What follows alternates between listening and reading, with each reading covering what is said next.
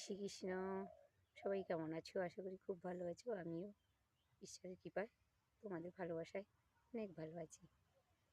আমরা যখন কিছু ইচ্ছে করি বা আশা করি, কিছু ইচ্ছে করলাম সেটা পূরণ হলো না, বা একটা ভালো কিছু জিনিস হারিয়ে গেল, বা আমার সবথেকে মূল্যবান কিছু হারিয়ে গেল, তখন আমরা মনে খুব কষ্ট পাই, ব্যথা পাই এবং ভগবানকে ওপর রাগ করি, অভিমান করি, যে ঠাকুর তুমি আমার এটা কেড়ে নিলে, এটা আমার হলো না।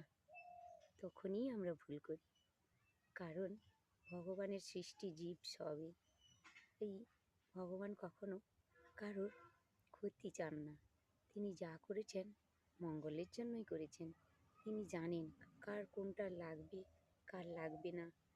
এটা সরিয়ে নিয়েছেন ভগবান, আমার কাছ থেকে কেড়ে নিয়েছেন বলে যে আমি ভগবানের উপর অভিমান করব, এটাই সবথেকে আমাদের বড় ভুল। যখন আমাদের কিছু হারিয়ে যাবে বা কিছু হলো না, তখন আমরা আরও ভগবানের শরণাপন্ন গভীরভাবে হব, তার চরণে আরও জোর করে আশ্রয় নিয়ে বসবো। তবেই তো ঈশ্বরের কাছে আমরা পৌঁছতে পারবো।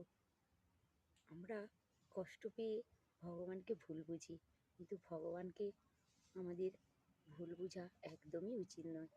কারণ তিনি যা করেন সবার মঙ্গলের জন্যই করেন। সেটা আমরা অনেক পরেই বুঝতে পারি। প্রথমে একটু কষ্ট হয়, অভিমান হয়, হলেও তখন ভগবানের চরণে আরও গভীরভাবে আমাদের ভক্তি শ্রদ্ধা জানাতে হবে, আরও গভীরভাবে তাকে নাম জপ করতে হবে, তাকে স্মরণা করতে হবে। তিনি একদিন ঠিক আমাদের লক্ষ্যে পৌঁছে দেবেন। এই ভরসা বিশ্বাস রেখে যদি ঈশ্বরের চরণে শরণাপন্ন হই, ঈশ্বর আমাদের মনের ইচ্ছা একদিন পূরণ করবেন। যা আমাদের হারিয়ে গেছে, ভগবান শ্রীকৃষ্ণ তার 10 গুণ বেশি আমাদের ফিরিয়ে দেবেন। কিন্তু তার জন্য আমাদের ধৈর্য ধরতে হবে, অপেক্ষা করতে হবে। প্রেম সে বলো রাধে রাধে।